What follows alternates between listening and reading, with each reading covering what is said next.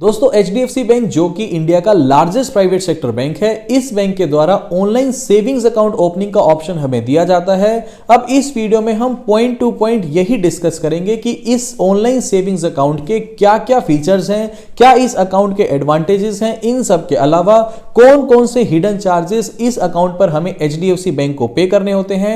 यानी point two point इस video में इस अकाउंट से जुड़े हुए हर एक सवाल को हम डिस्कस करेंगे। इन सब के अलावा वीडियो के में हम ये भी डिस्कस करेंगे कि क्या हमें इस एचडीएफसी बैंक में ये ऑनलाइन सेविंग्स अकाउंट ओपन करना चाहिए या हमें इस ऑनलाइन सेविंग्स अकाउंट को एचडीएफसी बैंक में ओपन नहीं करना चाहिए। अब यहां पर सबसे बड़ा और सबसे जरूरी सवाल यह आता है कि मान लीजिए कल को मैं इस एचडीएफसी बैंक में ऑनलाइन सेविंग्स अकाउंट ओपन कर लेता हूं और मान लीजिए मैं अपना कुछ पैसा इस सेविंग्स अकाउंट में डिपॉजिट भी कर देता हूं, तो क्या मेरा ये सारा का सारा पैसा सुरक्षित है? वेल देखो, यहां पर रोल आता है DICGC यानी deposit insurance credit guarantee corporation. अब ये DICGC आरबीआई की एक सब्सिडरी बॉडी है जो एचडीएफसी बैंक के हर कस्टमर को 5 लाख रुपए का इंश्योरेंस प्रोवाइड करती है। अब इसे मैं आपको एक सिंपल से एग्जांपल से समझाता हूं। मान लीजिए मैंने अपने 5 लाख रुपए एचडीएफसी बैंक के सेविंग्स अकाउंट में डिपॉजिट किए। अब कल को हाइपोथेटिकली स्पीकिंग, जो कि कभी होने नहीं वाला, एक बार के लिए मान लेते हैं कि कल को ये एचडीएफसी बैंक डूब जाता है, तो इस केस में जो मेरे 5 लाख रुपए एचडीएफसी बैंक में डिपॉजिट थे ये नहीं डूबेंगे, क्योंकि ये मेरे 5 लाख रुपए मुझे DICGC पे कर देगा, क्योंकि DICGC हर कस्टमर को 5 लाख रुपए का इंश्योरेंस प्रोवाइड करता है। अब एक और एग्जांपल से हम समझते हैं। मान लीजिए मैंने एचडीएफसी बैंक में सेविंग्स अकाउंट ओपन किया। इस बार मैंने 5 लाख की जगह 10 लाख रुपए इस अकाउंट में डिपॉजिट किए हुए थे और हाइपोथेटिकली स्पीकिंग एक बार के लिए मान लेते हैं कि कल को ये एचडीएफसी बैंक डूब जाता है, तो इस केस में भी DICGC मुझे मैक्सिमम टू मैक्सिमम 5 लाख रुपए ही मेरा इंश्योरेंस का पैसा वापस देगा। इस केस में मुझे 5 लाख रुपए का लॉस सहन करना पड़ेगा। पहली बात तो एचडीएफसी बैंक जो कि इंडिया का लार्जेस्ट प्राइवेट सेक्टर बैंक है, इसे कुछ होने नहीं वाला। और दूसरी बात, एचडीएफसी बैंक DSIB का पार्ट है, यानी डोमेस्टिक सिस्टमिकली इंपॉर्टेंट बैंक। यहां पर आरबीआई हर साल DSIB की लिस्ट निकालती है। DSIB में अभी तक केवल 3 ही बैंक है, SBI, एचडीएफसी बैंक और ICICI बैंक। आरबीआई इन बैंक्स को बोलता है टू बिग टू फेल, यानी कि ये इतने बड़े बैंक्स हैं कि अगर मान लीजिए इनमें से कल को कोई भी एक बैंक फेल हो जाता है तो उस केस में भारत की पूरी अर्थव्यवस्था लड़खड़ा जाएगी। यानी यहां पर अगर कल को एचडीएफसी बैंक फेल भी हो जाता है तो ये DSIB का पार्ट है, तो इस केस में गवर्नमेंट की मजबूरी हो जाएगी एचडीएफसी बैंक के अंदर पैसा इंपोज करने की, क्योंकि अगर इंडियन इकोनॉमी को बचाना है तो ये तीनों के तीनों बैंक आरबीआई सबसे सुरक्षित बैंक मानता है। ये 3 बैंक्स हैं, SBI, HDFC और ICICI बैंक। तो इस केस में आप इजीली इस बैंक में अपना अकाउंट ओपन कर सकते हो। पहले सवाल पर आपको बिल्कुल भी घबराने की जरूरत नहीं है कि आपका पैसा इस बैंक में सुरक्षित है या नहीं है, क्योंकि इंडिया के ये 3 ही सेफेस्ट बैंक है। मैं ऐसा नहीं कह रहा कि दूसरे बैंक सेफ नहीं है, दूसरे बैंक्स भी सेफ हैं, क्योंकि आज की डेट में गवर्नमेंट अपनी इंटरवेंशन हर बैंक में रखती है और आरबीआई के भी कड़े नियम है, यानी आरबीआई भी हर बैंक को मॉनिटर करता है। लेकिन ये 3 बैंक्स ये सबसे सुरक्षित बैंक्स हैं। इसके बाद अगर हम एक बार चार्जेस की बात करें तो इस केस में आपको मिनिमम बैलेंस कितना मेंटेन करना है इस अकाउंट में, एक बार हम ये भी देख लेते हैं। अब इस केस में भी एक बहुत बड़ी समस्या ये है कि हजारों लोगों ने YouTube पर वीडियोस बनाई हुई है कि HDFC bank zero balance savings account opening. मैं यहां पर आपसे रिक्वेस्ट करूंगा कि आप ऐसी किसी भी गलत वीडियो के चक्कर में ये सोच के अकाउंट मत ओपन करना कि HDFC bank zero balance savings account offer करता है। एचडीएफसी बैंक अकाउंट जो आप ऑनलाइन सेविंग्स अकाउंट ओपन करते हो, इस केस में आपको मिनिमम बैलेंस मेंटेन करना जरूरी है। तो यहां पर मैं आपसे फिर रिक्वेस्ट करूंगा कि आप किसी भी गलत वीडियो के चक्कर में इसे जीरो बैलेंस समझ के इस अकाउंट को ओपन मत करना। आप जो भी वीडियो देखकर अकाउंट ओपन करें, उस वीडियो को ध्यान से देखकर ही आप अकाउंट को ओपन करना, क्योंकि यहां पर आपको मिनिमम बैलेंस मेंटेन करना जरूरी है। अब यहां पर अगर आप अर्बन एरिया में रहते हैं तो इस केस में आपको मिनिमम बैलेंस 10,000 रुपए मेंटेन करना जरूरी है। अगर आप सेमी अर्बन एरिया में रहते हैं तो इस केस में आपको मंथली एवरेज बैलेंस 5,000 रुपए मेंटेन करना जरूरी है। और इसी प्रकार अगर आप रूरल एरिया में यानी ग्रामीण क्षेत्र से बिलोंग करते हैं तो इस केस में आपको मंथली एवरेज बैलेंस 2500 रुपए मेंटेन करना जरूरी है। अब यहां पर एक बार हम यह भी समझ लेते हैं कि अगर मान लीजिए आप इस अकाउंट को ओपन करते हैं और किसी भी कारणवश किसी महीने आप ये बैलेंस मेंटेन नहीं कर पाते तो आपके ऊपर बैंक कितनी पेनल्टी लगाएगा। तो इस केस में पहले हम समझते हैं कि अगर मान लीजिए आप अर्बन एरिया में रहते हैं, इस केस में आपको 10,000 रुपए मेंटेन करना जरूरी है। इस केस में मान लीजिए किसी महीने अगर आपका बैलेंस 7500 रुपए से लेकर के 10,000 रुपए के बीच में अगर रहा तो इस केस में HDFC बैंक आपके ऊपर 150 रुपए की पेनल्टी लगाएगा। अगर आपका बैलेंस 5,000 रुपए से लेकर 7500 रुपए के बीच में रहा तो इस केस में आपके ऊपर बैंक 300 रुपए की पेनल्टी लगाएगा। अगर आपका बैलेंस 2500 रुपए से लेकर 5,000 रुपए के बीच में रहा तो इस केस में आपके ऊपर 450 रुपए की पेनल्टी बैंक लगाएगा।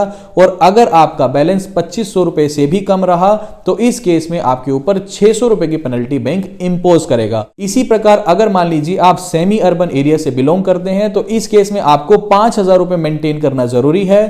किसी भी कारणवश अगर आपका बैलेंस 2500 रुपए से लेकर 5,000 रुपए के बीच में रहा तो 150 रुपए की पेनल्टी HDFC बैंक आपके ऊपर इंपोज करेगा। और 2500 रुपए से अगर कम बैलेंस आपने मेंटेन किया तो आपके ऊपर 300 रुपए की पेनल्टी HDFC बैंक इंपोज करेगा। इसी प्रकार एक बार रूरल को भी देख लेते हैं। यहां पर आपको 2500 रुपए मेंटेन करना जरूरी है। अगर 2500 रुपए से नीचे अगर आपने बैलेंस मेंटेन किया तो इस केस में 150 रुपए की पेनल्टी HDFC बैंक आपके ऊपर इंपोज करेगा। अब यहां पर एक बहुत जरूरी सवाल यह आता है कि कौन कौन व्यक्ति ऑनलाइन घर बैठे बैठे इस HDFC सेविंग्स अकाउंट को ओपन कर सकते हैं। तो इस केस में मिनिमम एज आपकी 18 साल होना जरूरी है। अगर आपकी एज 18 साल से कम है तो आप भी इस अकाउंट को ओपन कर सकते हैं, लेकिन ऑनलाइन घर बैठे बैठे ओपन नहीं कर सकते। इस केस में आपको ब्रांच विजिट करके ही अपना यह अकाउंट ओपन करना पड़ेगा। अगर आपकी एज 18 साल से कम है तो under the presence of guardian यानी किसी गार्जियन की प्रेजेंस में ही ब्रांच विजिट करके आपको इस अकाउंट को ओपन करना पड़ेगा। इन सब के अलावा जो भी NRIs हैं यानी प्रवासी भारतीय हैं वो इस अकाउंट को ऑनलाइन घर बैठे बैठे ओपन नहीं कर सकते, उन्हें भी ब्रांच विजिट करके ही इस अकाउंट को ओपन करना पड़ेगा। अब एक बार अगर हम इसके बेनिफिट्स की बात करें तो सबसे पहले अगर आपका ये अकाउंट ओपन हो जाता है उसके बाद सबसे पहला काम आपको ये करना है कि HDFC बैंक की मोबाइल बैंकिंग एप्लीकेशन को आपको एक्टिवेट करना है। अब ये मोबाइल बैंकिंग एप्लीकेशन कैसे एक्टिवेट होगी इसके ऊपर भी हमने अलग से वीडियो बनाई हुई है, उस वीडियो का लिंक भी मैं आपको डिस्क्रिप्शन बॉक्स में दे दूंगा। मोबाइल बैंकिंग एप्लीकेशन से आपको ढेरों ऑप्शंस मिलते हैं, जैसे कि आप online UPI, IMPS, NEFT, RTGS के माध्यम से किसी को भी अपना पैसा ट्रांसफर कर सकते हैं। इन सब के अलावा किसी भी गवर्नमेंट स्कीम में जैसे कि PPF, सुकन्या, इन सब के अलावा आप म्यूचुअल फंड में भी अपना पैसा इन्वेस्ट कर सकते हैं। इन सब के अलावा आप घर बैठे बैठे FD, RD भी अपने लिए क्रिएट कर सकते हैं, या फिर आप हेल्थ इंश्योरेंस, लाइफ इंश्योरेंस और इसी प्रकार के ढेरों ऑप्शंस आपको HDFC बैंक की मोबाइल बैंकिंग एप्लीकेशन के अंदर मिल जाएंगे। इन सब के अलावा आप HDFC बैंक की इंटरनेट बैंकिंग को भी एक्टिवेट कर सकते हैं। और HDFC बैंक की इंटरनेट बैंकिंग कैसे एक्टिवेट करनी है अकाउंट ओपनिंग के बाद, इसके ऊपर भी हमने वीडियो बनाई हुई है। इस वीडियो का लिंक भी मैं आपको डिस्क्रिप्शन बॉक्स में दे दूंगा।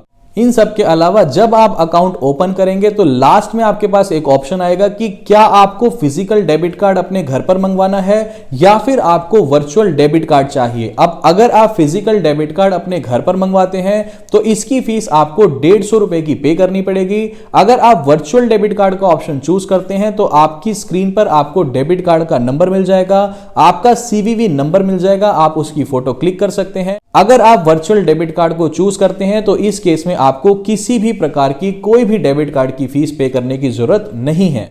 इसके बाद अगर आप फिजिकल डेबिट कार्ड अपने घर पर ऑर्डर करते हैं और इस फिजिकल डेबिट कार्ड से आप किसी भी HDFC बैंक के ATM में विजिट करके अगर आप वहां से कैश विड्रॉ करते हैं तो इस केस में आपको महीने के टोटल 5 ट्रांजैक्शंस फ्री मिलेंगे। और अगर आप किसी नॉन HDFC बैंक से अपना कैश विड्रॉ करते हैं तो इस केस में भी टोटल आपको 5 ट्रांजैक्शंस फ्री मिलेंगे। यहां पर ध्यान देने की बात यह है कि अगर आप इंडिया की टॉप 6 सिटीज में रहते हैं और इस केस में अगर आप नॉन HDFC बैंक ATM से कैश विड्रॉ करते हैं तो उस केस में टॉप 6 सिटीज में अगर आप रहते हैं तो उस केस में केवल आपको 3 ट्रांजैक्शंस ही फ्री मिलेंगे। एट द एंड सबसे जरूरी सवाल यह आता है कि अगर मान लीजिए हम HDFC बैंक में सेविंग्स अकाउंट ओपन करना भी चाहते हैं तो हमें यहां पर सेविंग्स अकाउंट पर कितना इंटरेस्ट एचडीएफसी बैंक ऑफर करता है। इस केस में सेविंग्स अकाउंट पर एचडीएफसी बैंक हमें 3% का रेट ऑफ इंटरेस्ट ऑफर करता है और 1 साल की अगर आप फिक्स डिपॉजिट एचडीएफसी बैंक में ओपन करवाते हैं तो इस केस में एचडीएफसी बैंक 5% का rate of interest on an FD हमें ऑफर कर रहा है। अब यहां पर हमने पॉइंट टू पॉइंट इस अकाउंट के फीचर्स, एडवांटेजेस, हिडन चार्जेस सब कुछ डिस्कस कर लिया है। अब अगर आपको लगता है कि आपको एचडीएफसी बैंक में ऑनलाइन सेविंग्स अकाउंट ओपन करना है तो अकाउंट ओपनिंग का लिंक मैंने डिस्क्रिप्शन बॉक्स में दे दिया है। अगर आपको लगता है कि ये अकाउंट बेनिफिशियल है तो उस लिंक पर जैसे ही आप क्लिक करेंगे आप एचडीएफसी बैंक की ऑफिशियल वेबसाइट पर पहुंच जाएंगे। इजीली वहां पर आप अपनी कुछ पर्सनल डिटेल्स, अपना Aadhaar card, PAN card number enter करने के बाद आपसे वो आपका मोबाइल नंबर पूछेगा और कुछ स्टेप्स के अंदर ही इजीली आप अपना एचडीएफसी बैंक का ऑनलाइन सेविंग्स अकाउंट ओपन कर सकते हैं। दोस्तों उम्मीद करता हूं इस अकाउंट से जुड़े हुए सारे सवालों के डाउट्स मैंने यहां पर आपके क्लियर कर दिए हैं। अगर आपके फिर भी कुछ डाउट्स हैं तो नीचे कमेंट में आप कमेंट करके अपने डाउट्स मुझसे पूछ सकते हैं। मैं यहां पर हर कमेंट का जवाब देने की कोशिश जरूर करूंगा। अभी के लिए this is the end of the video. Thanks for listening and thank you all.